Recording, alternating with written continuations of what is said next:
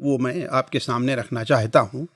یہ حدیث مسند احمد میں حضرت ابو ہریرہ رضی اللہ تعالیٰ عنہ سے مروی ہے کہ نبی کریم صلی اللہ علیہ وسلم نے ارشاد فرمایا: ما طلع النجم صباحا قط وتقوم عاهة الا رفعت عنهم او خفت۔ جب بھی صبح کے وقت تارا نکلتا ہے، اس سے مراد ثریا تارا ہے، جب صبح کے وقت ثریا تارا ظاہر ہوتا ہے جب بھی کبھی، اور اس قوم میں کوئی آفت، کوئی آہت، کوئی بیماری رہتی ہے، وبائی بیماری، تو یا تو وہ اٹھا لی جاتی ہے یا اس میں کمی واقع ہو جاتی ہے۔ یہ ایک حدیث ہے جو علماء کے نزدیک اس کی صحت مختلف ہی ہے۔ علامہ البانی رحمہ اللہ الضعیفہ کے اندر پہلی ہی جلد میں اسے ضعیف قرار دیتے ہیں، مختلف سندوں سے نقل کرنے کے بعد اسے ضعیف قرار دیا اور اس کا وجہ ضعف بھی بیان فرمایا۔ دوسرے بعد کچھ محققین ہیں جیسے مسند احمد کے محقق ہیں، اسے بھی انہیں اس حدیث کو وہ صرف حسن قرار دیتے ہیں، لیکن اس سے مطلب نہیں کہ حدیث حسن ہے یا ضعیف ہے۔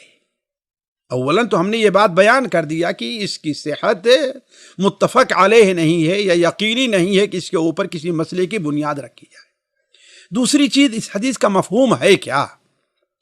اصل میں خود ہم لوگ ابھی اس بیماری سے متعلق یہ شروع ہی سے سنتے آ رہے تھے، جو یہ بیماری کورونا وائرس کی شکل میں ہمارے اور آپ کے اوپر مسلط ہے، یہ سنتے آ رہے تھے کہ جب گرمی آ جائے گی تو یہ بیماری کم ہو جائے گی یا ختم ہو جائے گی۔ تو اصل مسئلہ نہیں ہے کہ گرمی کی آمد سے نہیں، یہ اس موسم کے اندر اس بیماری میں جو وائرس ہیں ان کا اثر کم پڑ جائے گا، بہت سے مر جائیں گے۔ یہ اصل مقصد ہے اس حدیث کا کہ جب وہ وقت آتا ہے کہ ثریا تارا کے جب نکلنے کا وقت ہوتا ہے تو اس موقع پر عرب کے اندر عام طور پر، خاص طور پر جو کھجور کے پکنے وغیرہ کا وقت، کھجور کا وقت رہتا ہے، تو ایسی صورت میں ہوتا یہ ہے کہ پھل کے اوپر جو یعنی آفتیں، پھل کے اوپر میں جو بیماریاں وغیرہ پیدا ہونی ہوتی تھیں، اب موسم کی تبدیلی سے بالکل کمی آ جاتی تھی۔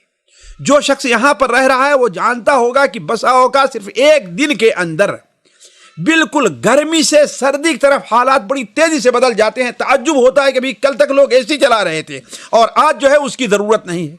کل تک لوگ جو ہے وہ انہیں صرف پنکھے کی بھی ضرورت نہیں تھی، آج اے سی کی ضرورت پڑ گئی ہے۔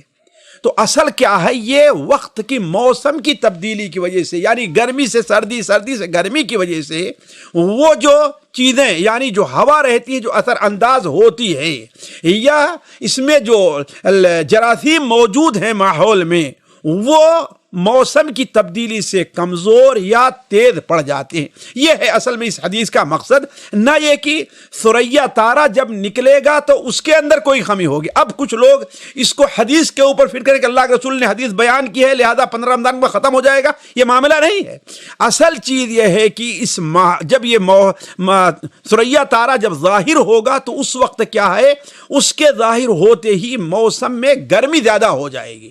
اب جب گرمی زیادہ ہوگی تو اس کی وجہ سے صرف یہی نہیں، بعد دیگر یہاں پر بہت سے لوگ جنہیں الرجی رہا کرتی ہے، وہ ان کے پاس بیٹھیے تو ان کی چھینک کا جواب دینے سے آپ کو الجھن ہوتی ہے، بیٹھنے سے لوگ خود محسوس کریں ہمیں کہیں بیماری نہ ہو جائے، لیکن جیسے ہی وہ موسم آتا ہے ان کی الرجی ختم ہو جاتی ہے۔ صرف اسی وبا کا معاملہ نہیں ہے کہ اس کو اس پر فٹ کیا جائے، کوئی بھی ایسی چیزیں جو موسمی بیماریاں ہوا کرتی ہیں یا موسم کی تبدیلی سے جو کچھ انسان کو الرجی کی بیماری ہوتی ہے وہ چیز ختم ہو جاتی ہے۔ اب اس کو آپ لوگوں میں عام کریں کہ ہاں بھائی جب یہ نکلے گا تو یہ وائرس یعنی کورونا ختم ہو جائے گا۔ اب خدا نخواستہ اگر نہ ختم ہو اس کی وجہ سے تو لوگ اللہ کے رسول کے حدیث کے بارے میں بددنی کے شکار ہو جائیں گے۔ اس لیے میں کہتا ہوں کسی حدیث کو سمجھنے کے لیے سب سے پہلے اہل علم نے اس کے بارے میں کیا لکھا ہے اس طرف رجوع کریں۔ میں ایک مثال دیتا ہوں، مثال کے طور پر اسی حدیث کو بعض علماء نے صرف حجاز کے اوپر فٹ کیا ہے، پوری دنیا میں نہیں۔ اس لیے کہ بسا اوقات آپ صلی اللہ علیہ وسلم کوئی ایک بات بیان کرتے ہیں، خاص طور سے دنیا سے جو متعلق ہوا کرتی ہے، اس کا تعلق کسی ایک خاص علاقے سے رہتا ہے۔ مثال کے طور پر آپ نے بیان فرمایا بیت لا تمر فیہ جیاع اہلہ، جس گھر کے اندر کھجور نہ ہو اس گھر کے لوگ بھوکے ہیں۔ اس کا کیا مطلب ہے؟ ہندوستان، پاکستان، افریقہ، امریکہ میں سارے لوگ بھوکے ہیں لیکن ان کے پاس کھجور نہیں ہے۔ اس حدیث کا یہ معنی نہیں ہے، معنی یہ ہے کہ اہل حجاز، اہل مکہ، اہل مدینہ جن کی عمومی طور پر غذا کیا ہے؟ کھجور ہے۔ اگر ان کے یہاں کھجور نہیں تو کویا کچھ بھی نہیں۔ ہم اپنے بچپن میں ہمارے یہاں سنتے تھے کہ جس کے یہاں دودھ نہیں اس کے یہاں کچھ نہیں۔ کیوں؟ اس لیے کہ عام غذا بچوں کے لیے لسی کی شکل میں ہے، دہی کی شکل میں ہے، گھی کی شکل میں ہے۔ یہ کیا؟ یہ ساری ضرورت کون پوری کر؟ دودھ پورا کرتا تھا۔